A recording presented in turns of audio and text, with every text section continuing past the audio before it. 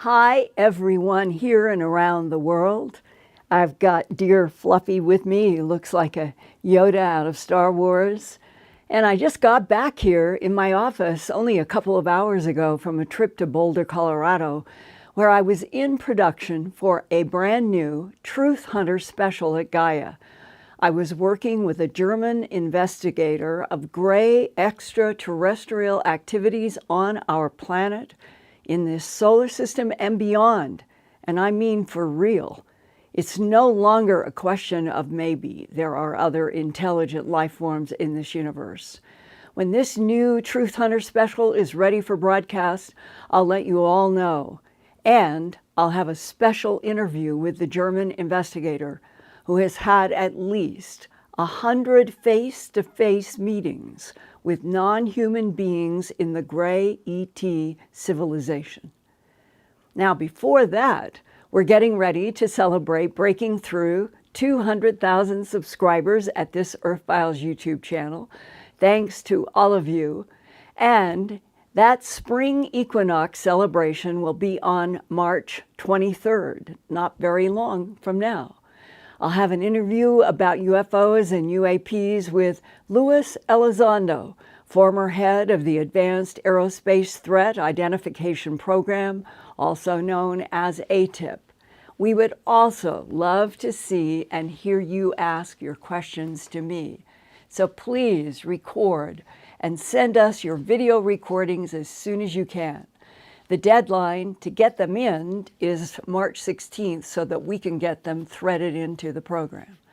And since I've been traveling and haven't been here to produce an interview for tonight, let's do more of your questions, and Brad's got that 4-minute bell. Okay, here we go. Ian, what's up for the first question tonight? Okay, Linda, I've got a good question for you first of all. Linda, have you heard anything more about the head of aerospace technology from Israel? I think they're talking about the book that was published last year. Haim Eshed. You're talking about Haim Eshed. That's the one. Yes. Since it was published in Hebrew, the only thing that I saw maybe 3 or 4 months ago was that there might be an English or other language edition. But as of today, March 9th of 2022, I have heard nothing more about there being an English or other edition. But what I would recommend, because I did so much investigation and interview and reporting, and my reports are complete with images, the translations from his extraordinary epilogue, Haim Eshed's epilogue about other life in the universe. Go to www.earthfiles.com. That is my website that I have been doing since 1999 to date. It has an archive of some 3,000 in-depth reports with literally thousands of images and maps and documents and on and on. And it has a search bar. If you type in the search bar at earthfiles.com, Haim, H-A-I-M, Eshed, E-S-H-E-D, you will get the reports that I did with interviews with people about his book. And they are fascinating. And both, I have 2 or 3 reports, and they are quite in-depth, and I think you all would really enjoy seeing what we were doing in December of almost 2 years or year and a half ago. So, and also use Earthfiles like a big archive. It now has about 3,000 in-depth reports with a good search mechanism, and they are in the categories of real X-Files, science, and environment. And the real X-Files, I think that some of the material in the Earthfiles, real X-Files, is unique to investigations and work I've done. And sometimes people don't realize how much is in the Earthfiles archive. It's all chronological. the entire 1999 to 2022 starts from the beginning in 1999 and goes up through the years of everything that I have done at Earthfiles in chronological order. And you can go to the archive and just click on the archive. It is organized chronologically. So it's either a search or just go straight to the archive. And I think you would enjoy the reports that I did with Howe. Okay, Ian, what else have we got now? Okay, this is just a general sort of question. Why are ETs so elusive? I personally think that if everything is true about genetic manipulation of already evolving primates on this planet by extraterrestrials to create Homo sapien, to create all kinds of other life forms, it would be like the scientist who does not want to be present in his experiment, but wants to be on the outside as an observer, watching what the evolution of the experiment is. And Haim Eshed, for example, said, when people sound like that they are frustrated that the governments of the world are not opening up the extraterrestrial truth, that we have a variety of other intelligences interacting with our Earth, the moon, throughout our solar system and beyond, Haim Eshed said to a reporter, the timeline is not under the control of the ETs. The timeline is not under the control of the governments. The timeline is under the control of the ETs. And there were several people who were asking him to explain, and I don't think that he said much more about it, but the implication is if the planet is a laboratory and is in that category to several different non-human civilizations, then they would be wanting to watch from the outside and interacting only when they wanted to change something or do something. So the lack of interaction between all of the different types with us directly about their presence and their interaction with life forms on this planet, it probably makes sense, as Haim Eshed said, that it is the ETs that keep themselves sort of in the background as observers. But I think everyone that I know who is professionally in military or aerospace or military or science or medicine, everybody seems to have the same sense, either from firsthand information or speculating intelligently, and that is, the time has come for the truth to finally be announced on Earth. We're not alone in this universe, we never have been, and this planet has been used as a laboratory for the genetic manipulation of all kinds of life forms, including standing up humanoids like us, for at least 270 million years. And if this now finally breaks open in this decade, I think that it will be fascinating to see how much of what the non-humans had communicated through people in the abduction syndrome, in aerospace, in military, there have been a lot of humans who have had interactions with a variety of non-humans. And we've all gotten kind of impressions of certain facts or considered to be facts. Once it is opened up and the Space Force is public, that it is active out in 22 solar systems in the Milky Way galaxy, I think it's going to be just a constant flood of brand new information, and that the non-humans at that time, I think, would be helping us understand. 5 or 6 Linda. words, I made it. Well done, on the bow. Linda, can you tell us when we will be able to get your book, Glimpses of Other Realities, Volume 1, and perhaps the other ones as well? Yes, I made that announcement. There is the sad news that they had a problem with, it's called a sheet-fed press. My books are made like documentaries with all of the hundreds of images that evolve through each of the books, and maps and documents. They go through the book. They're not smashed into photo sections. And in order to do books like I have done my books and kept them in print now, going all the way back to the first one in 1989 up to today, An Alien Harvest, and then the others, it has to be a sheet-fed press, and you have to have people who know how to operate those presses. Well, I got a phone call from the printer that they lost their 2 sheet-fed press operators to jobs in California for more money about 4 weeks ago or so. And they are training others, and I now have a shipping delivery date of April 22nd will be for the volume 1 of Glimpses of Other Realities, April 22nd. And approximately 3 weeks later, in like toward the middle of May, I should have all of the brand new printing of An Alien Harvest.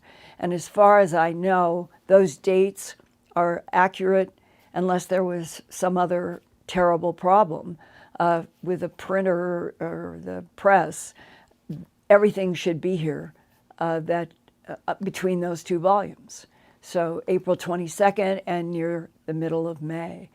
And I will be so relieved. It has been, it's been a real challenge. I have felt really badly. This is a good press in Minnesota, and they have done good work. And first, they were frustrated that so many people got COVID or their families had COVID, and they had people out, and that was the first delay.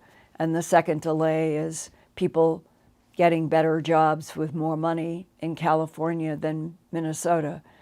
So hopefully, after this bumpy ride of COVID and consequences, everything hopefully will continue to move along on track.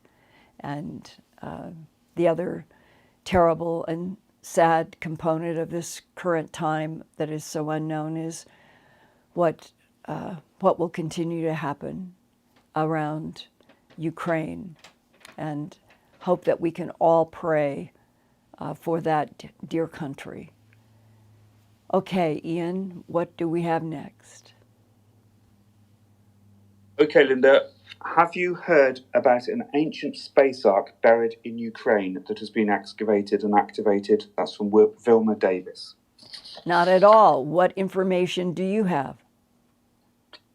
Yeah, I wondered if perhaps she could give us a source and perhaps some more information. Linda, a follow-on from the earlier question about ETs being so elusive, will we ever see a day when they will land, or where the masses can see them in all together in groups? Well, I think that the next step is going to be the announcement, whether it comes through the Webb telescope. We now are photographing through the Webb artificial structures, and it may be one of the TRAPPIST solar system planets. It may be, let's say, Alpha Centauri, Alpha Proxima. They're only 4.2 light years from here. Webb would be able to see artificial structures on planets around those suns, and that would be the first step. It would be, in a way, a kind of logical way to introduce other intelligence in not too far from our own solar system through the Webb telescope. It would be distant, and everybody would have the ability to get used to, oh, it's finally a reality. We're not alone. There are other civilizations. And then it would be supported by people who do have government and military connections, talking about what they know. And that, I think, is the first wave. The second part, which is, I think, harder to anticipate, that the tall whites, the Nordics, the grays, the reptilians, the teals, on, that each one may have their own plan, whether they are going to physically come to Earth, like in big televised introductions.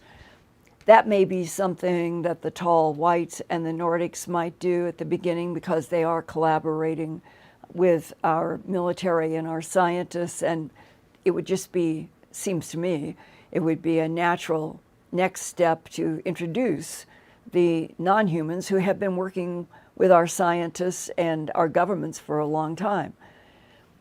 Then it may, from there, it may depend upon what are the political affiliations or concerns of all others. They're probably not all collaborative. And those are the kinds of nuances that we don't know, and it will take time, I assume, for it to all unfold. But I think that even if it's a decade, which seems way too long, but within this decade, it just seems like the time is here. After spending the last 3 days talking with the German,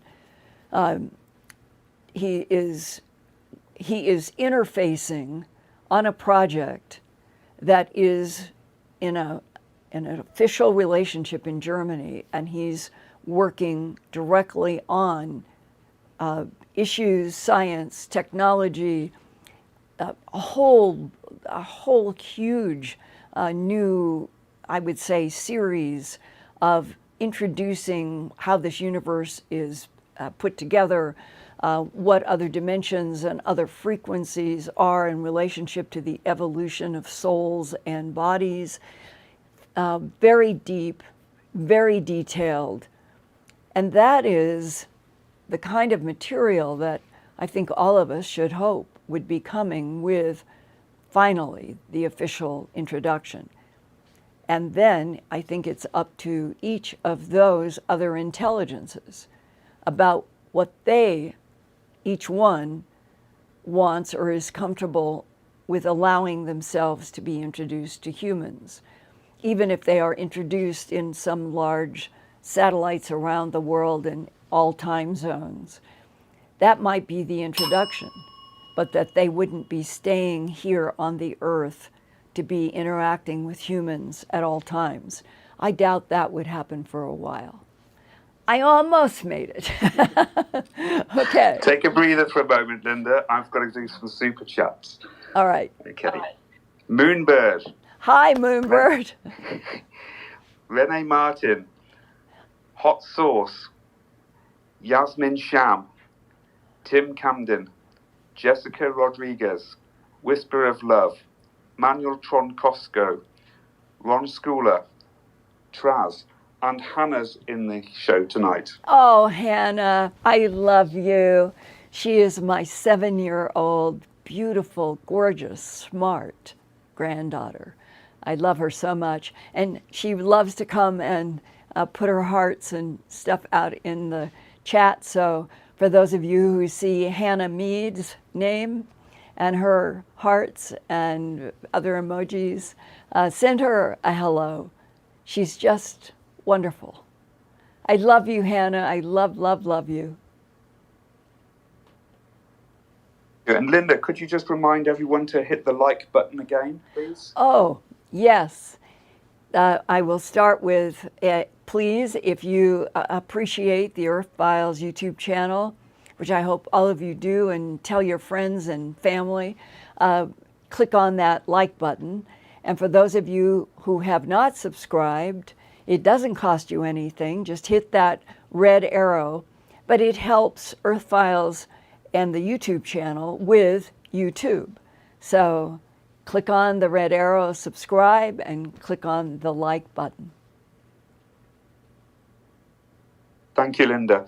Linda, what do aliens eat for food? What is their sustenance?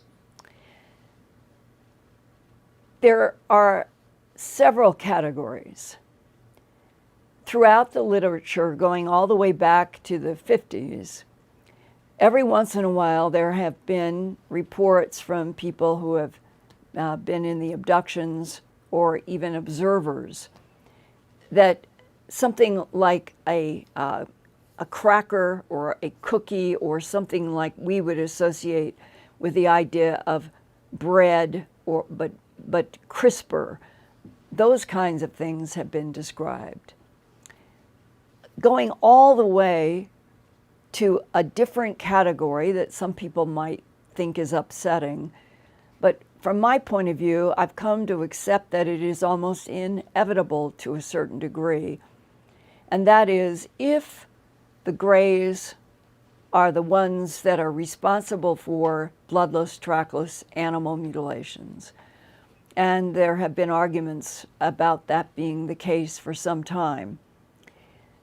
I mentioned a couple of programs back that I have received information from people who have been in a professional category, not medical, but a professional category in terms of the United States investigating all aspects of UFO UAP, and it was sent to me in a communication that one of the reasons for the animal mutilations, and it was not said as a declarative firm sentence, it was stated as if this is a speculation of one of the reasons why, that the gray beings have been interacting with this planet for a very long time, and they make all kinds of genetic, some people would call them androids, some people would call them artificial intelligence,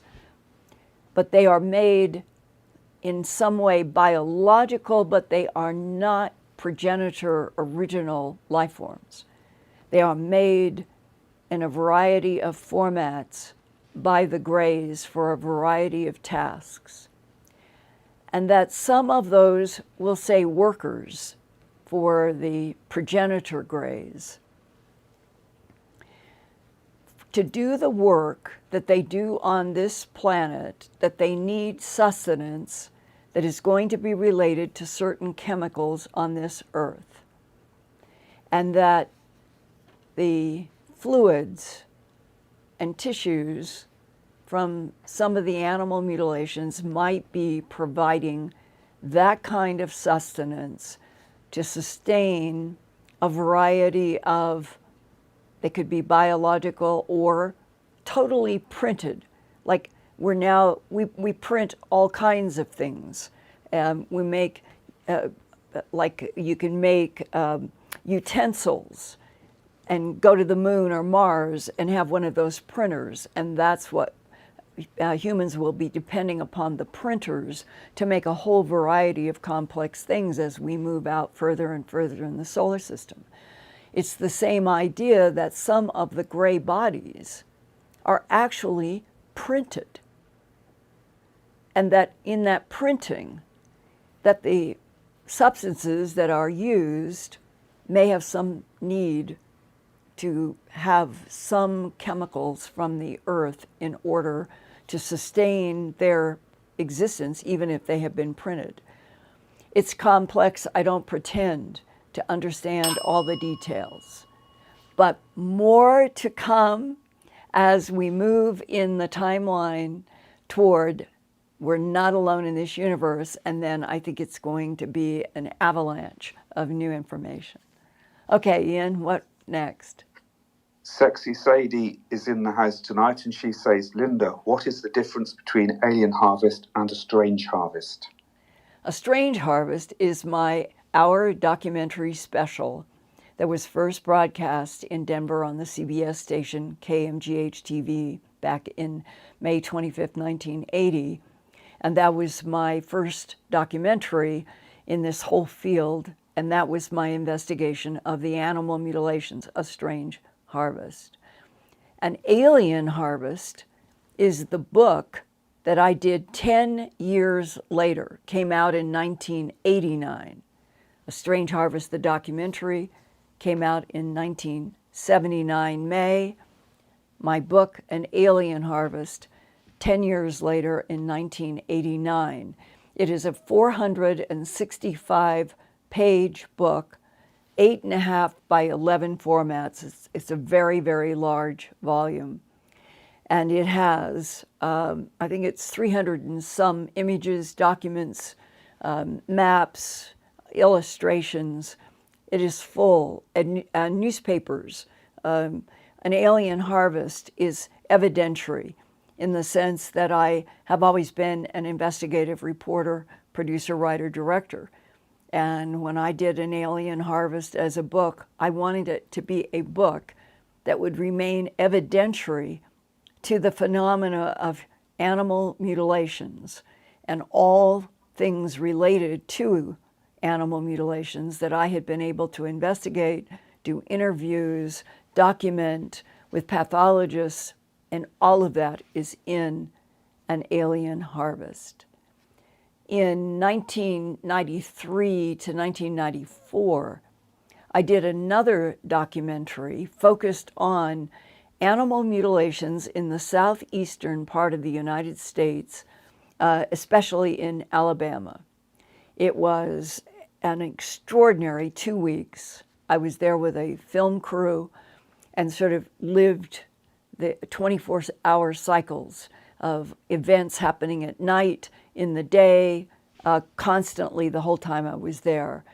And then I produced that film, that is Strange Harvest 1993, as another chapter or like a whole other volume that went beyond my documentary A Strange Harvest.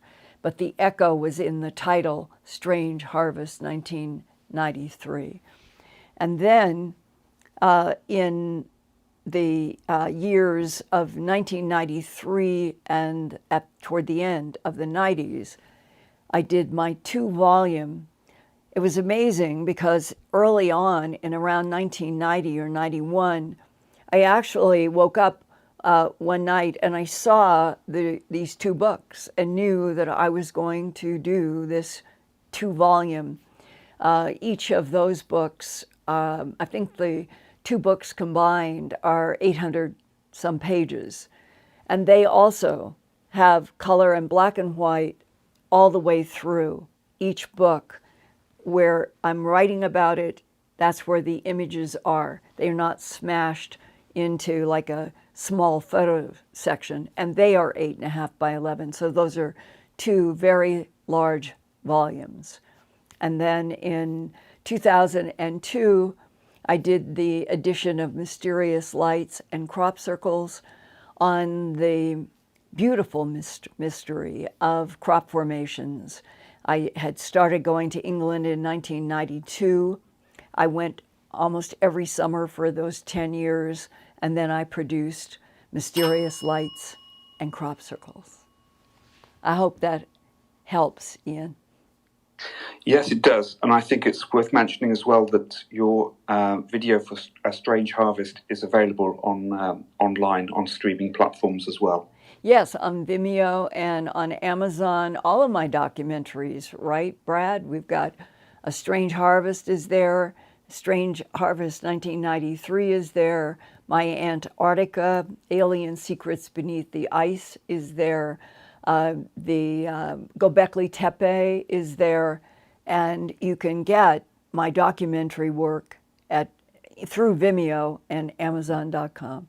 And maybe, Brad, while Ian is giving me the next question, maybe you could put out on the screen how people can get to the Vimeo and Amazon.com, the website. Best to go to the page. Okay, Linda, I've got a question here. Do the ETs not notice our leaders are the reason we are always at war? It's not the normal people who make up 99%, but I'm going to link this in with someone else who's made a mention about the crop circles.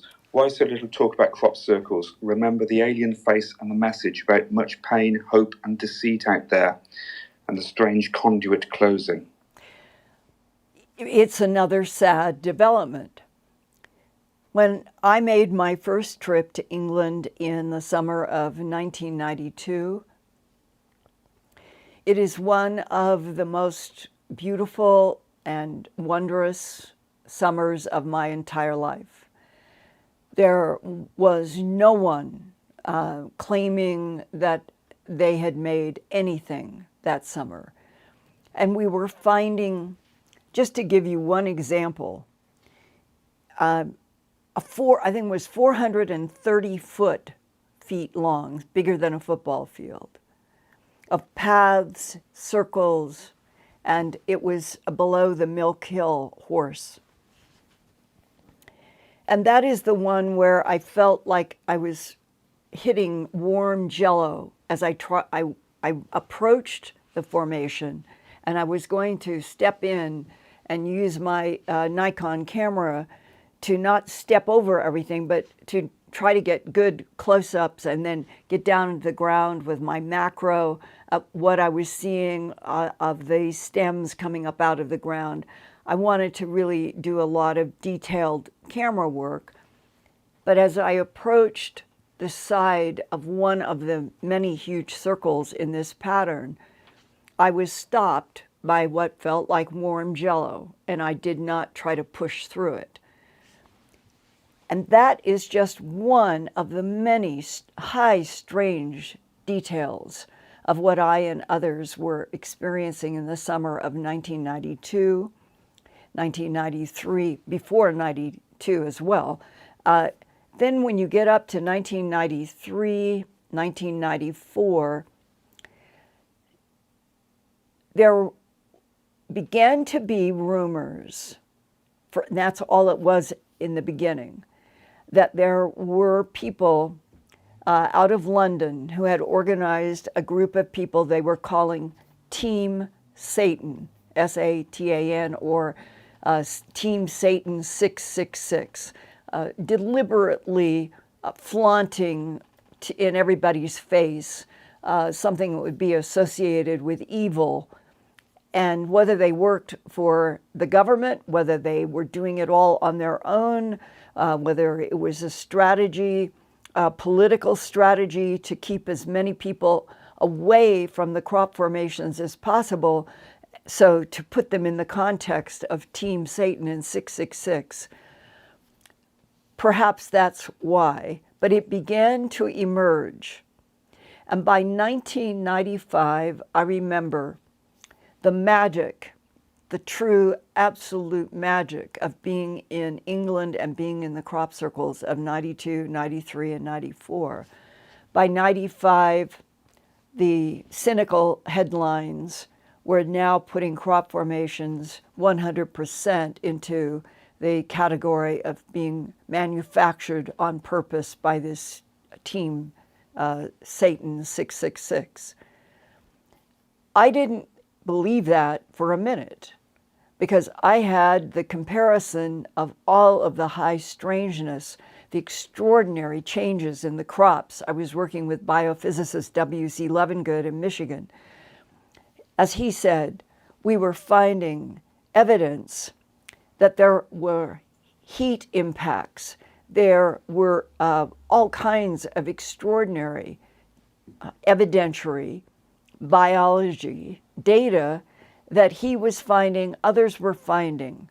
Dr. Levengood in that first 93, 94 came to the conclusion and wrote a paper, a hypothesis, that what he was seeing and measuring on the ground could be a spinning plasma coming down and interacting with the plants, and he thought all the formations were made in seconds, not over time. And there are no humans anywhere that can make a 430-foot long formation in tall wheat in seconds. That the facts separate out the lies and the pretends. That is why, as we got into the 2000s, there was so much confusion about, was it team this, was it Satan that, were all of these people who were trying to claim they had made these formations. And it was the confusion. It wasn't confusing to us who were there in the early 90s, but I think it became more confusing as we got into the 2000s. Ian. Linda, what do you think about the divine light's ultimate omnipotence, of whom all is made, thus every aspect of this material 3D world being AI, with not even the smallest being soulless? And that's from Catherine Job. And there's been other questions as well asking you to deal with the holographic universe and whether or not that still fits in with us having souls, etc. Oh, it doesn't contradict souls at all, not in the slightest. On this production trip for the last 3 days with the investigator from Germany, we talked about this in great depth. The announcement, if it is made formal, that we're in a holographic universe, doesn't make this universe less. It means that there are processes and systems underneath the overseeing of advanced intelligences that may not even be in the matter universe. If a hologram is made by projecting photon light into forms and patterns, and if this is finally confirmed to be a holographic universe, the projection of this universe can be from another dimension. And the German investigator went into great depth in the new Truth Hunter that I'm doing about the scientists and the people that he is working with who say we are in a particular universe that is related to 7 different frequencies. The matter universe, as we can see and touch and do this to right now, is only one of those dimensional frequencies. And that above, he calls this D4, that there's a 5 and a 6 and a 7 above, and there's a 1, 2, and 3 leading up to the 4. And that when you get up to 5, 6, and ultimately 7, 7 would be the infinite, the thought that dwells in the light. Everything else in all of the other dimensions and frequencies, including this matter universe that we are in, that could very well be a projected hologram. But this is the matter frequency. The projection of the matter frequency would be from a non-matter frequency. So there's no contradiction, and that in all of the 7 frequencies, I guess we'll say the real gold, the real diamonds are the souls.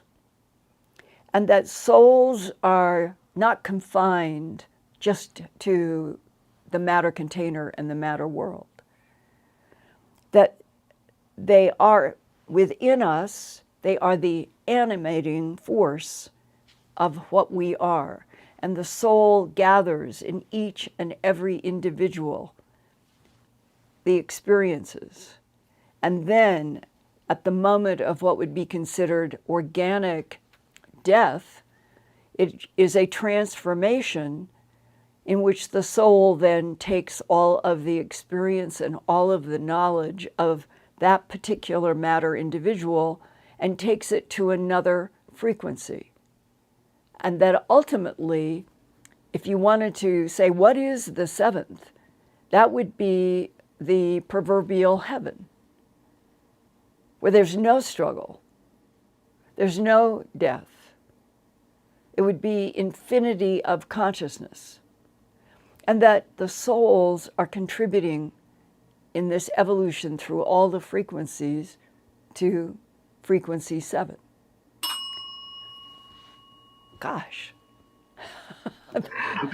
Linda, Hannah has a message for you. All right. She says, "Pretty earrings, Mom." Oh, thank you, sweetheart. I love you.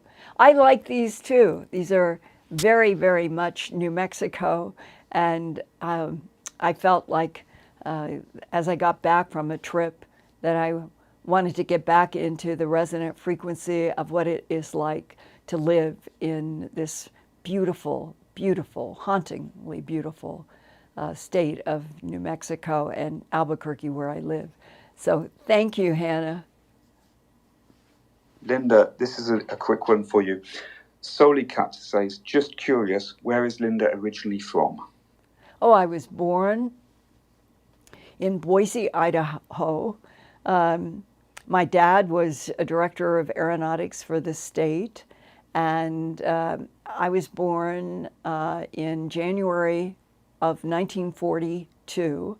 My brother was born in 45, and as a brother and sister, I cannot think of ever having more fun. We were talking about it the other day. We had so much fun. We did so much together, and I guess our parents really trusted us because they could give us a quarter and we could get on a bus even when we were 6 years old. Or I was 6 and he was 4 and so forth, separated in age. But when we were little kids, we could have a quarter, get on a bus, go downtown. Sometimes when we were a little older, we might even go to a movie and then get back on the bus. It would deposit us not very far from our house. We'd also, just to have a fun lunch, we would ask Mom if we could do some sandwiches in a sack, and we would walk 3 miles. It meant nothing. The 3 miles was just fun. And we had a beautiful hill that was about 3 miles from our house. And my brother and I would take our lunch and we would climb this hill. And if you went over the top and you went down the back, there was green and there was a spring. And we had magical, magical days. I think back where we play acted, whether it was cowboys and Indians or whatever it was. And we just played out of our minds, out of our hearts. And being able to go into a wild hill for lunch and then walk back home and have parents living at a time when nobody was worrying about anybody being hurt or attacked. I am so grateful that my brother Jim and I had that kind of growing up, because I think in the end, it gave me a kind of strength and courage that I might never have had for the life I have ended up evolving into, of animal mutilations and extraterrestrial biological entities and what is in this universe. Because we were never, ever made afraid to explore. And that seems so important. And yet today, it seems that that is one of what I think is the ingredients of a wonderful life, that it's more and more difficult to feel that you can be free to explore. I hope that changes. But that's how I grew up. And then when I got to junior high and high school, I wanted very much to go to college. And my dad worked for the state and didn't make very much money. And he was a member of the Boise Lions Club. And he said, as my father to me, we do the Miss America pageant, which is preceded by the Miss Idaho and the Miss Boise, for scholarships. Why don't you enter for the scholarships and you can use those for college? Well, I entered thinking that I might get a scholarship, and I ended up going to Atlantic City in the Miss America pageant of 1963, had a wonderful time, did get a tremendous amount of scholarship money, and went to the University of Colorado in Boulder and ended up with a degree in English literature and a journalism subdivision, and went to Washington, D.C. to work for a senator from Idaho who is a good friend of my father's. And I decided then that who I thought had the kind of work that I wanted to do were the reporters. And I got in touch with Stanford University in California and wanted to get a master's degree in communication. And they gave me a 2 full-year Stanley Boulder fellowship that paid for everything at Stanford, and the rest is history. I went into television reporting at KNBC in Los Angeles, WCVB in Boston, director of special projects at the CBS station in Denver, and then came the fateful A Strange Harvest, the investigation of animal mutilations that changed my life for the past 43 years. It was like going through Alice in Wonderland's mirror. But I have no regrets because I cannot imagine having a more exciting and more interesting life. Thanks for the question, and thank you for letting me go longer, Brad. Thank you, and people had also referenced as well how you'd represented your state as a former Miss Idaho too, so thank you, Linda. Yeah, what else have we got now? There's some, as well as the questions, there's some fascinating comments as well from our viewers tonight. Wendy R. says, my husband's family swears a UFO landed on their farm decades ago. They said it burnt the field where it landed, and they said film crews and specialists and all came out. Well, whoever sent that, can they, I'm assuming that they have copies of what was printed. I would love to see copies of whatever they have, and perhaps I will know more about it from other work I have done. And here's Fluffy. Fluffy has come to visit. I'll just hold him while I finish talking. He is such a doll. And that is one of the ways that you can help me, and then I can help you in a two-way street, is if you do have farm backgrounds, and there have been, whether it's mutilations, beams of light, there's a variety of things that have happened on farms. Let me know. That expands my knowledge, and often I will end up having, will know other information that might relate. So Ian, see if you can get everything that they've got in a copy to me, and then I'll follow up. Yes, I've asked them in the chat. It's Wendy R, so please do get in contact. And I think that's very good that we establish this dialogue with people who can share their experiences. Yeah, and that extends to everyone here tonight who's listening. I have another one here, relates to, I keep dreaming the grazer in my bedroom. It can't be real. And so people are still referring to the dreams that they're having, which seem to be quite real to them. Well, I'm going to say a sentence. I cannot prove this, but I think that it is becoming clear to me, and this was part of the discussion with the German investigator in the production the last 3 or 4 days. The vast majority of the cases where people either wake up and they see small beings at the foot of their bed or on the side of the bed, or they see, perhaps they think that they're up in the corner of a room, or there may be small beings around the bed, and there may be the presence or the sense of something perhaps 5 feet instead of 3 feet. Those small ones are what I was referring to as printed bodies, artificial, in the category of something that would be artificial intelligence.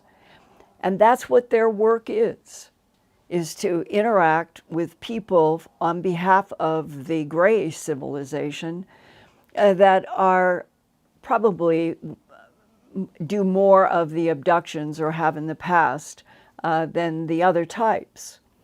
Exactly why that is, I don't think is clear. But what I've begun to think is true, if you wake up and you see the small beings, they are not the progenitors, they are not the organic intelligence in charge. They are there to do a work. They're there to access something. And one of the, a person that I was talking to in the past 3 or 4 days about this, they said that they were becoming a little more comfortable with the idea that there was this gray civilization that was somehow involved with these interactions with humans, sort of in a science way, and they were feeling perhaps more comfortable.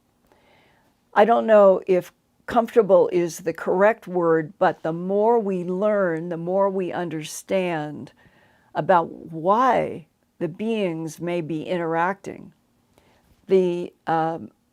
perhaps the stronger we will get. And in this case, I'm assuming, Ian, that the person has put this information out here for us because they're concerned about what they're waking up seeing. Is that correct? That's right. In fact, they've given us a little bit more information here. I do remember there being 2 of them, but only one of them stepped forward to speak to me. Again, there was a bench with a small enclosure above it in the dream, almost as if they placed it there. Yes, and if we could just get past the big headlines that we're not alone and that there are grays and Nordics and talls and teals and reptiles and a menagerie, and that the universe is teeming with life and there are other dimensions and the whole thing could be a hologram projected, then we might begin, that's what I meant about the word comfortable, we might be less anxious about what interactions are going on if we are finally educated about why. There have been people who say they have been healed in a disease by grays who have come in the night. So we're in unknown territory at a lot of levels because so much has been denied to us as a human civilization. And the next step may be that the person who is asking now about why are they waking up to see, and they see these small beings, maybe next year or 5 years from now, that person will be educating us all. I think we are in a steep learning curve now, and it's going to keep accelerating. And I hope at the end, we're going to just understand 1,000 times more than what we do right now. Thanks, Ian. Linda, do you think there is the technology to reset apocalyptic timelines, and perhaps some ETs are doing this? Absolutely. That was a huge subject in the discussions in the last 3 to 4 days. I have brought up here that there are the insects, Epsilon eridani, that on one hand are definitely considered a threat because they expand so quickly. And that means because they have such fertility and they're insects and they expand, that they will take over planets and systems that are in their paths, not necessarily because they have a vengeance, it's just that they expand. Well, one of the things that is becoming clear is they are tremendously skilled with what would be the technology of time manipulation. Other, like the tall whites, the same thing. And that the manipulation of time can be used to diffuse or change something that might be existential. That means that there are beings that do have temporal technology that could be used to neutralize some terrible event. And that may be part of what is going on in our planet, our solar system now, that it became clear that the 2020 to 2030, perhaps 2036 time period on the Earth, from several different intelligences, that there would be a lot of instability on the Earth, physically, geophysically, politically, astronomically, and that there are forces that may now be trying to tamp down what might have been existential or in that category. Then, if that is possible, then it also implies that which we would not like to be true, but probably is, that there are intelligences with the ability to manipulate timelines to their advantage, and that their advantage would not be good for other civilizations. And then that would not be out and out war, that would be selfish and manipulating for a reason that would help A, but it would hurt B.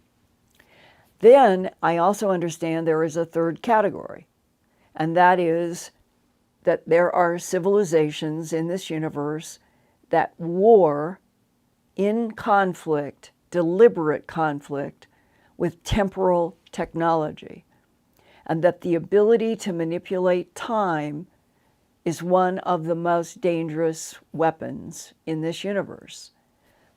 I don't know that we humans know a whole lot about it, except for those that are working with beings like the tall whites. So it is fascinating. I would love to know more. I will continue to try to report as much as I can as I learn, but I think these are the subjects that the government has always wanted to keep away from the public. But I think, again, yes, there are subjects that are frightening. But when you face and study frightening subjects, the fear reduces and you become educated and stronger. It sounds like we've got a xylophone going.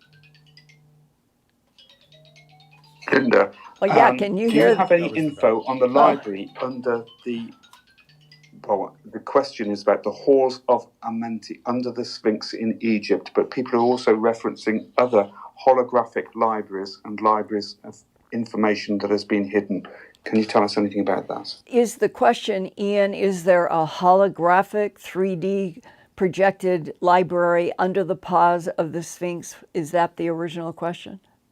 Yeah, I've got several questions referencing this. One references specifically the Sphinx, and it talks about a cancelled documentary some time ago, and about there being any information about a library underneath the foot of the Sphinx in Egypt.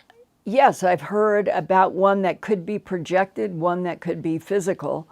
But the most interesting, we'll just put it in the category of speculation or rumor, goes all the way back to the year, I think, 1982. And I received information that NASA had secretly been allowed by Egypt to come in from a faraway place. They had dug down with a tunnel that went to an area below the paws of the Sphinx. And they had discovered a silver UFO disk, and that that NASA in the United States had either removed the silver disk back to the United States, or that it was being kept in Egypt, but not in the position that it was underneath the paws of the Sphinx. That was a literal 1982, like one of those stories that comes to you from somebody who says, I have firsthand information that this has happened. And I've always wondered why such an event, if it did occur, wouldn't have leaked out, because NASA coming in underground a distance, finding a silver craft, you would have thought that somebody would have leaked that. Beyond the silver disc, beneath the paws of the Sphinx, and a library, whether holographic, meaning something that projects and still can be interacted with, or is in a physical substance that never decays, which is another aspect I've been told. I don't know what any one of those three is exactly true, but I personally think that there's odds that NASA did get an object out of the ground in Egypt beneath the paws of the Sphinx back in that 1982 time period, where it would have been taken, or if it was still in Egypt, I don't know. And if anybody listening in a category of intel, military, science, or anyone who may have more information about NASA doing an operation beneath the paws of the Sphinx in the early 80s, I sure would like to know. I don't have to report your name or affiliation, but it would be nice to be able to report an update from this show in a future show if we could learn more. So that's out there, Ian. Let's see if we can generate more information. Linda, can we just remind people as well that there's still time to send a video question for our celebration show on the 23rd of March? Yeah, March 16th we gave as the deadline. Today is the 9th. I really enjoy seeing you guys giving me questions from wherever you are. And remember the last time we did this, people were also cheering. Some people had champagne, some people had beer, some people had a variety of things. It would be really fun to see you guys in a cheer mode at our breaking through 200,000 subscribers. And my hope is we will keep growing, we will keep expanding, and I want to leave tonight with something that happened when I was at the airport in Albuquerque on Sunday, going on my way to go to Colorado to work with the German investigator. There had been an announcement, and we were to get into line. And as I was moving, there was a woman in a wheelchair being pushed, I believe, by her husband. And I started to walk around her, and all of a sudden she went, "Oh my God, it's Linda Moulton Howe, oh my God." And she extended her hand, and I walked over, and I took her hand, and she began to cry. Honest tears, her cheeks shaking. And she said, "I want you to know that I tune in to you every Wednesday night because you have one of the only places that I feel that I can go and learn truth without being subjected to ridicule. And I want to thank you for the Earthfiles YouTube channel." And she was crying the whole time. And if you all feel that, it just means everything to me. And let's keep trying to keep expanding this space for people to come to feel either comfortable to listen or to share the subjects that so far on this planet have not been made formally okay to discuss everywhere. So we're maybe a little ahead of what's coming, but right now, remember that dear woman in a wheelchair who bursts into laughter and tears because she loves to watch Earthfiles YouTube channel on Wednesdays, and she saw the person from the TV show walking toward her in the airport. And it made me happy. I hope it makes you happy. And I really look forward to seeing you next week. And then in the week after, on the 23rd, we will gather to celebrate. And we're already getting up to nearly 201,000. Let's keep going, you guys. And Hannah, if you're still there, oh, I love you. I love you. And I love all of you. See you next week.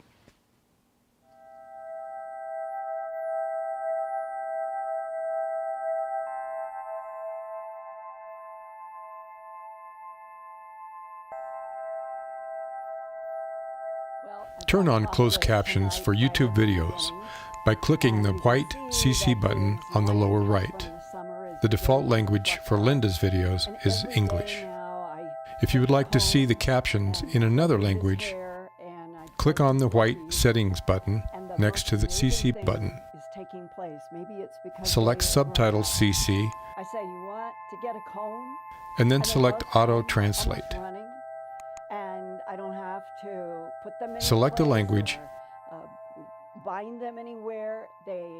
and the captions will now appear in that language. Sort of gone through, and they will hold their heads. I never had a cat do that before. And they'll pull against the comb, helping me get out snarls. And I think it's the best they've ever been.